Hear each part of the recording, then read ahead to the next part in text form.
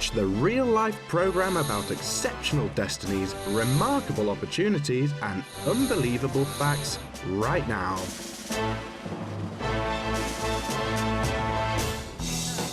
It is a long way from Kokshetau to Burabai. It is winter and the road is covered in snow, but the driver next to you is a reliable person.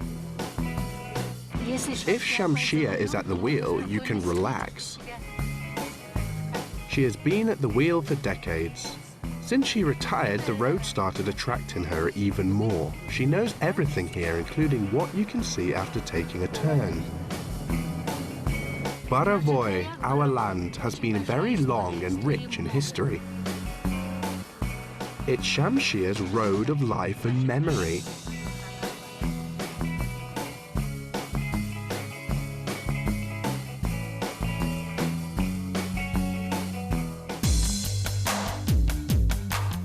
Word of mouth is the best information.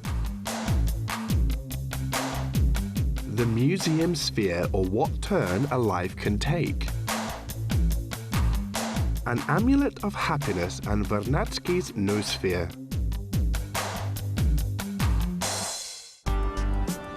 Everything got mixed up here, including the noosphere, legends about bagators, heroic deeds and ecology. People in the previous centuries were perfectly healthy because there was a clean environment, healthy food and fresh, clean air in our lands.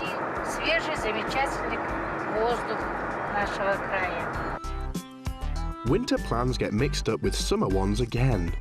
Anyway, there is only one road which leads to the native home. She knows this road and stories about it by heart. These stories are still transmitted by word of mouth to younger generations.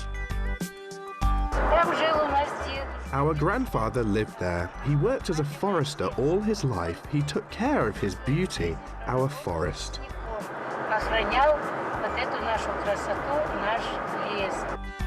In their childhood, they went to their grandfather forester by bullock cart in summer and rode the sleigh in winter. Horses were harnessed. We, little children, were covered up with a sheepskin coat and taken behind our blue Kokshetau mountains. Each peak of the Kokshetau mountains has its own history. How can legends be collected here?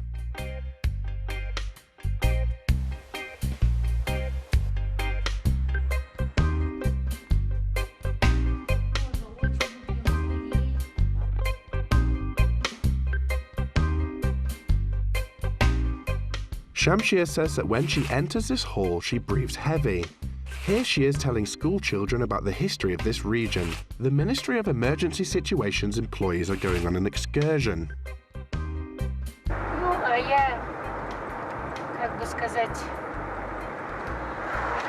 Well, actually, I'm an irrepressible woman. I always want something. I try to find out a story about good people. You can use their experience and receive something kind, good and real, which you can use in your life. I'm a curious grandmother.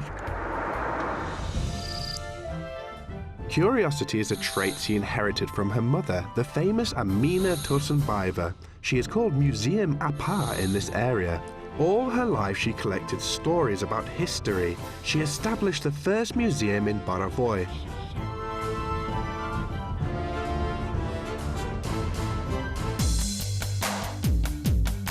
The museum translates from Greek as Temple of the Muses.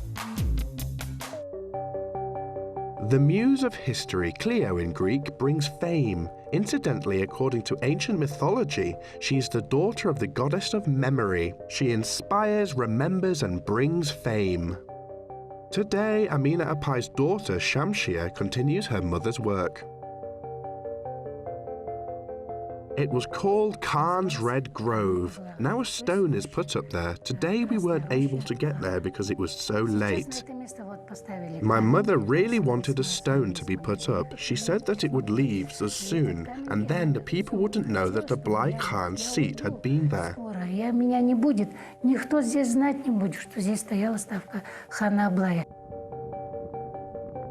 There were folk tales, archive materials, and local history sensations. Amina Apai assumed that Ablai Khan's other seat had been there.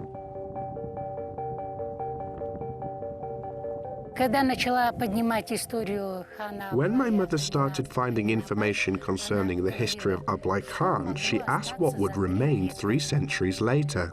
Her only dream was to convey to the current and future generations and our ancestors the fact that Ablai Khan had lived here, in our Burabai.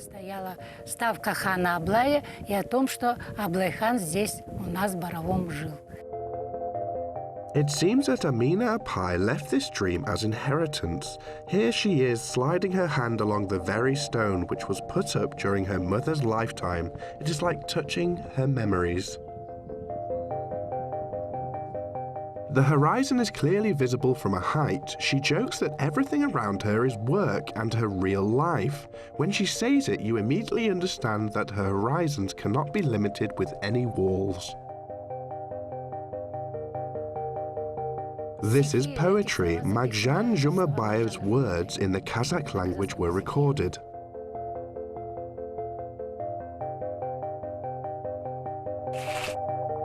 Actually, she is neither a guide nor a historian by profession. She graduated from a medical school and worked as a nurse for 25 years.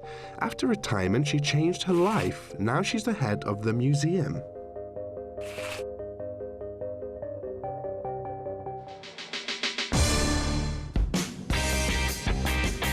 As Shamshia's favorite saying goes, movement is life.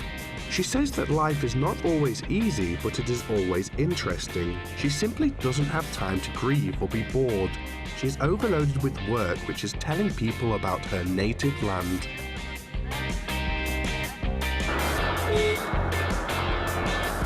I'm only 70. No, not 70, but 17.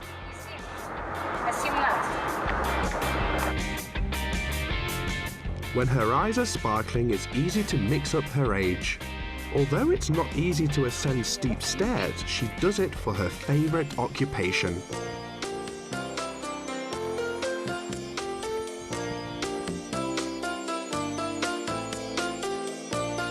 According to legend, Kenesseri Khan hid in this cave. It is one of the main sites, so she finds it necessary to tell about the legends and the information in detail.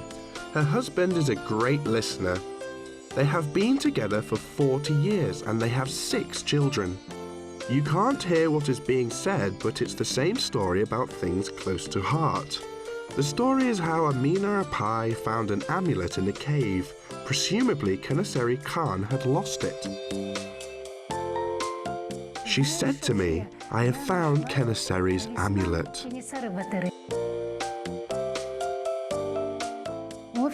In this earth, I found something solid. I took it out, looked, and saw the talisman. A real local historian likes giving riddles to scientists a lot. Any legend requires a confirmation. At the same time, no legends need a confirmation. Now that the amulet is in a local museum, where it is placed among the most important exhibits.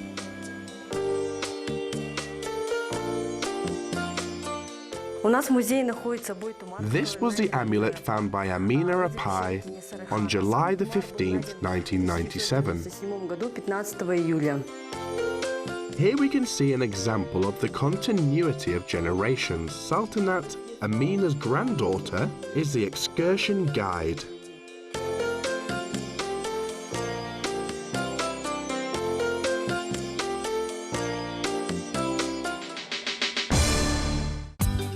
It is interesting that there are not many museum dynasties in the world.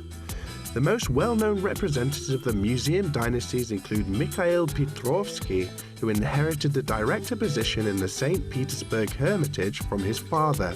Leo Tolstoy's house museum is run by the writer's descendants, and his youngest daughter was the first to run it. The first director of artist Poleno's museum was his son. Now we are going into the place where a health resort for children was situated during the war. It was 1941 and the whole academic town was evacuated from Moscow to Burabai during the war. Vladimir Vernadsky was among the evacuees. My mother said she had seen them. I belonged to another new generation, but she had seen them. The people living here did their best. All of them had cattle and they tried to bring milk to them. She said, I brought milk to them too.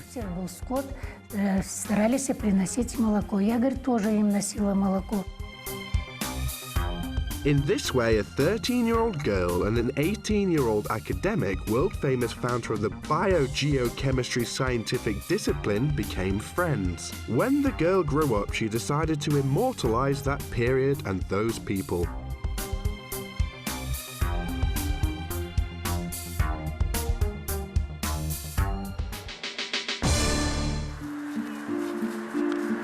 She confidently walks along the cemetery paths. Vernadsky's wife and all the other evacuees who weren't able to return home were buried here.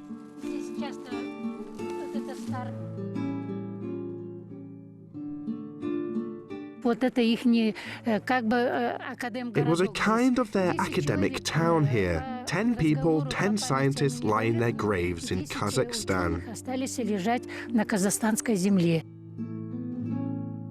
Thanks to Amina Apai, these graves have remained and now her daughter looks after them.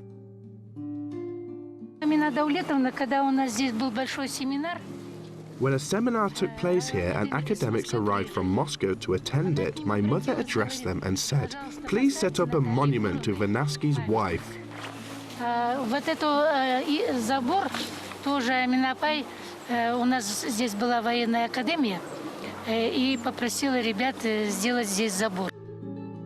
They remember the past and give warmth in the present. This coincides with Vernadsky's theory, according to which a person interacts with nature not only on a cognitive level, but also on a sensual one. Incidentally, the scientist wrote his famous work in Burabai. Noosphere is a material shell of the Earth which changes because of people's influence and interference. It means that any thought and feeling we have can change the destiny of the whole planet. A person lives in harmony with nature and other people. It is more than just a phrase for Shamshia, it's her life principle. Academic Vernadsky descended these stairs and went to his dacha. He always went there together with his friend. The dacha was good. It was a large dacha and library. This library was given to my mother to establish a museum for the academics there.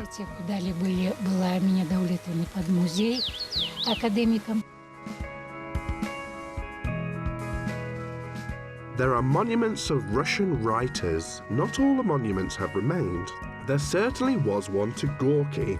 His wife had been evacuated here during World War II.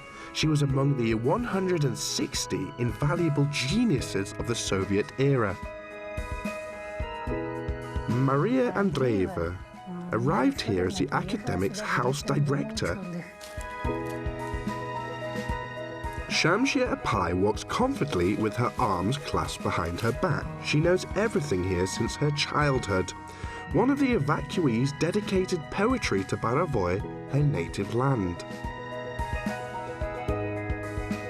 The sun is sparkling on Burabai's ripples, which reflect either the blue sky or the Baltic's lead. The noisy waves are crashing against the granite, and in the east you can see the yellow crown of gravel. The poetic yellow crown is only a few meters away from the house. The study where she does her museum work is another direction. To get there, you need to leave the house and cross the road. Now she cherishes another dream of constructing a new building for the museum. She is driving again. Raindrops are rolling down the windscreen. The steering wheel is reliable, and behind the windows, there is a vivid illustration of her song and life.